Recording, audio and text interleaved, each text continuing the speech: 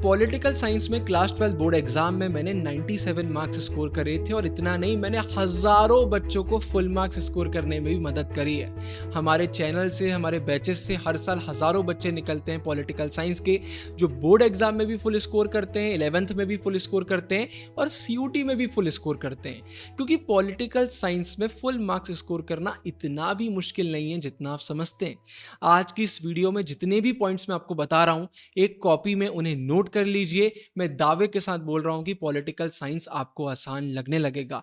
Starting में थोड़ी basic tips मैं आपके साथ शेयर करूंगा और वीडियो के एंड में एडवांस लेवल की टिप्स शेयर करूंगा और इसके बाद पॉलिटिकल साइंस आपको आसान लगने लगेगा।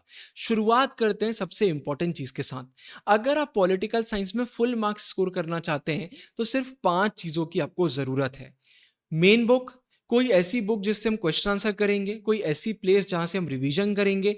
इसके बाद सैंपल पेपर, उसकी भी हम बात करेंगे। और सबसे इंपॉर्टेंट जो अदर चीजें हैं, भाई पॉलिटिकल साइंस में कार्टून भी आते हैं, मैप्स भी आते हैं, डेट्स भी है, डेटा भी है, तो ये सारी चीजें भी तो करना पड़ेंगी। तो ये 5 चीजें अगर आप कर लेते हैं तो बस आपका काम सॉर्टेड है, आपके मार्क्स नहीं घट सकते। तो सबसे पहले तो मैं आपको बताता हूं ये 5 चीजें आप कहां कहां से कर सकते हैं, फिर मैं इंपॉर्टेंट टिप्स आपके साथ शेयर करूंगा।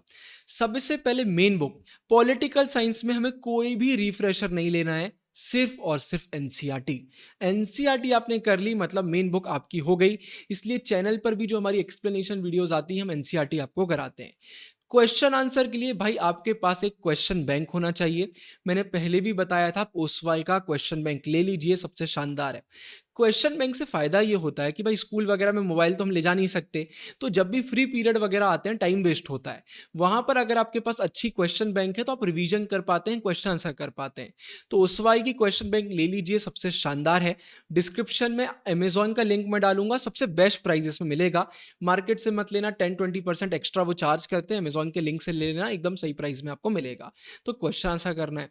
तीसरे नंबर पर रिवीजन, तो ये तो मुझे बताने की जरूरत ही नहीं है, पूरे यूट्यूब पर नंबर 1 ये सीरीज रैंक कर रही है, रैपिड रिवीजन सीरीज। इतने कम टाइम में पूरा चैप्टर करा दिया। आप भी बोलोगे भैया आपने कैसे करा दिया, तो रैपिड रिवीजन आपको करना है। अदर्स मतलब कार्टून, मैप्स, इनके लिए क्या करना है भाई, चैनल पर ऑलरेडी वीडियो आ गई है। मैप की वीडियो, डेट्स की वीडियो, कार्टून की वीडियो, सब कुछ आ चुका है। हमारा Telegram the twin Bros join कर लेना, सारे पीडीएफ भी आपको मिल जाएंगे। तो रिवीजन के लिए तो आपको मैंने बता दिया, रैपिड रिवीजन करना है, बाकी चीजों के लिए चैनल पर आपको वीडियोस मिल जाएंगी। अब अगर सैंपल पेपर की बात करते हैं तो वो अभी नहीं करना है, जब हमारा सिलेबस आ जाए, हो जाएगा, फाइनल एग्जाम एकदम पास आ जाएंगे, तब हम सैंपल पेपर करेंगे, अभी आपको टेंशन नहीं लेना है।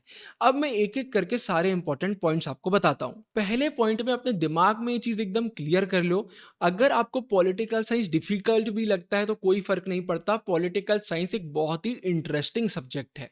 एक बार आप चैप्टर्स को सही से करने लग जाएंगे ना, तो आप बोलेंगे यार ये तो क्या प्यारा चैप्टर है, मतलब क्या प्यारी स्टोरी है, मुझे तो सारी चीजें बन रही हैं। तो पॉलिटिकल साइंस एक बहुत ही खूबसूरत सब्जेक्ट है। तो अगर आपके दिमाग में ये बैठ गया है ना कि मुझे डिफिकल्ट लगता है, मुझसे तो नहीं होगा, उसको साइड करो।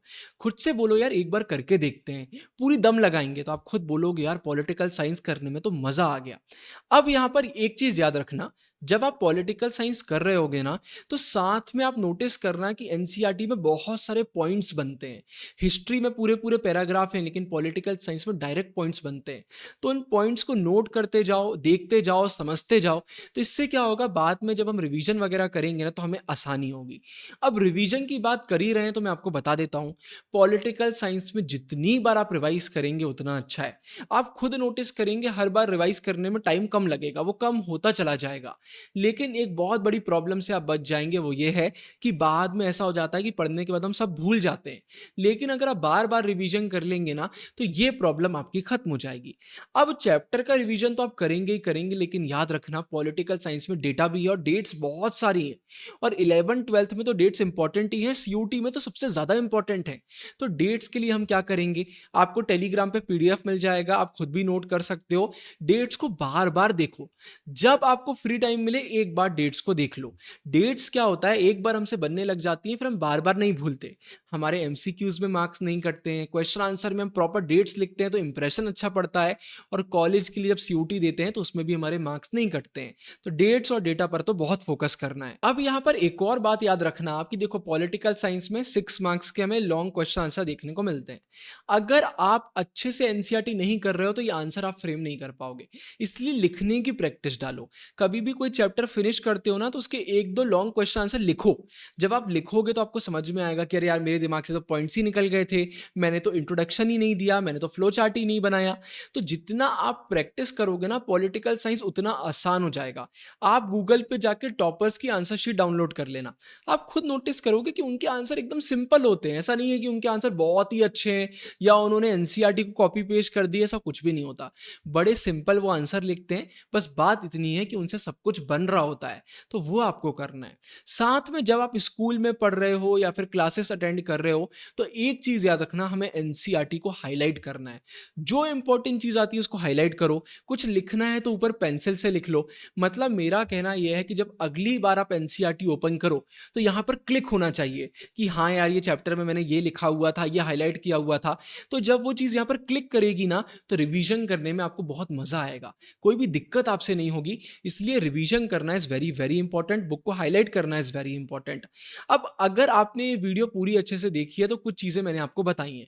हमें बुक हाईलाइट करना है, हमें नोट्स बनाना है, हमें क्वेश्चन आंसर करना है, हमें रिवीजन करना है, हमें चैप्टर बहुत अच्छे से करना है। कभी भी जल्दबाजी में चैप्टर मत करना कि अरे यार बाद में देखेंगे। एक बार करो, लेकिन इतने अच्छे से करो कि आपको बार-बार करने की ज़रूरत ना पड़े। अब क्या हो अगर मैं आपसे बोलूँ कि इस वीडियो में जो कुछ मैंने आपको बताया वो एक जगह पे आपको मिल जाएगा। जी हाँ, जो हमारे क्लास 12th ह्यूमैनिटीज़ के मास्टरी बैचेस आए हुए हैं। भाई आपको लाइव क्लासेस तो देखने को मिलेंगी बहुत जल्दी। रिकॉर्डिंग्स भी मिलेंगी, प्रीमियम नोट्स भी मिलेंगे, क्वेश्चन आंसर भी मिलेंगे, प्रीमियम ग्रुप मिलेंगे डाउट सॉल्व करने के लिए, हाइलाइटेड एनसीईआरटी मिलेगी, सारे इंपॉर्टेंट पीडीएफ मिलेंगे। एक ही जगह पर सब कुछ। तो जो हमारे मास्टरी बैचेस आए हुए हैं क्लास 12th ह्यूमैनिटीज़ के, history, political geography, sociology, psychology, economics, English, आपको डेफिनेटली इनरोल करना चाहिए। आप जब बोर्ड एग्जाम पास आ जाएंगे तो बोलोगे, भैया आपने इतनी कम प्राइस पे इतना सब हमें कैसे दे दिया। भाई हमने जान लगाई है हमारे बैचेस में। ऐसे ही ऑल इंडिया रैंक्स नहीं निकलती हैं, ऐसे ही इतने सारे बच्चे 95% प्लस स्कोर नहीं करते हैं। सबसे शानदार बैचेस हैं। डिस्क्रिप्शन में लिंक मिलेगा, जैसे आप लिंक पे क्लिक करेंगे एक वेबसाइट ओपन होगी हमारी, वहाँ पर वीडियो है, वीडियो आप देखेंगे, पूरी डिटेल्स आपको मिल जाएंगी। और साथ में अगर आप ओसवाल का क्वेश्चन बैंक लेना चाहते हैं, उसका लिंक भी आपको डिस्क्रिप्शन में मिल जाएगा। अब मुझे बताइए अगली स्ट्रेटेजी मुझे किस सब्जेक्ट की बनाना चाहिए। वीडियो को लाइक कर दीजिए, हाइप कर दीजिए, प्यारा सा कॉमेंट कर दीजिए, यूट्यूब वीडियो को आगे पुश करेगा। आपके लिए अब हम बहुत मेहनत कर रहे हैं। बाकी अपना ध्यान रखिए। साइनिंग ऑफ, गुरु भैया।